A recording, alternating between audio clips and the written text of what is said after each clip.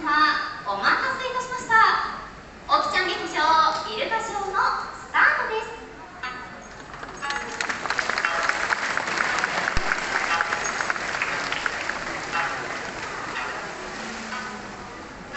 改めまして皆さん、こんにちは。本日はようこそおきちゃん劇場へお越しくださいました。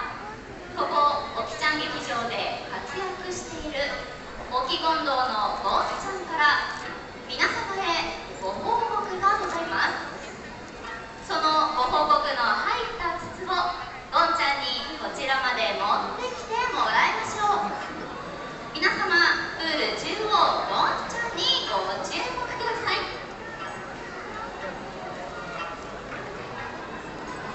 バッチリ持ってくることができました。さあ、こちらの筒の中には何が書かれているのでしょうか。それでは発表します。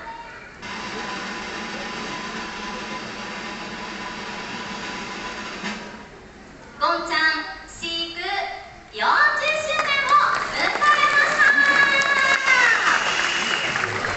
ゴンちゃんはオキゴンドウの世界最長飼育記録を現在も更新中です。ゴンちゃん、これからも頑張りますので、皆様応援をどうぞよろしくお願いいたします。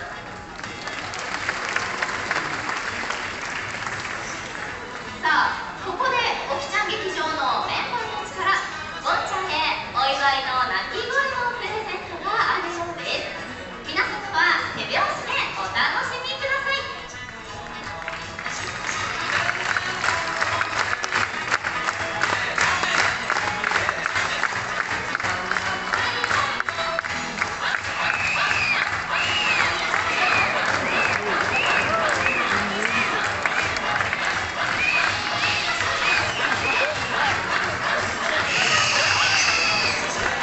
イルカたちからの鳴き声のプレゼントでした。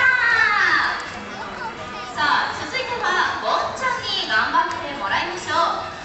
ゴンちゃん、ここで10年ぶりの大技に挑戦いたします。どんな種目かと言いますと、ゴンちゃん自慢の大きな尾びれで大きなビーチボールを蹴り上げるという種目です。さあ、それではゴンちゃんの準備ができたら挑戦してもらいましょう。ゴンちゃん、お願いします。バッチリ大成功です。皆様、ゴンちゃんへ大きな拍手をお願いします。さあ、ここからはゴンちゃんの40周年に合わせて40年前の夏メロダンスミュージックに乗せたイルカショーをお送りいたします。それではショーで活躍するメンバーたちご紹介していきましょう。まず最初にご紹介するのはオキゴンドウという種類、名前をモモ。続いてはステージ中央にご注目ください。世界中の水族館でおなじみの種類です。勢いよくジャンプに出発、バンドイルカカーヤ。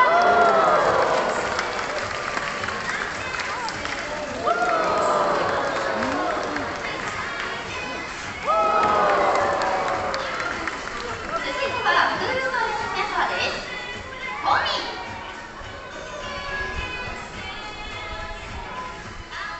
続いてご紹介するのはここおきちゃん劇場の名前にもなっているメンバーです。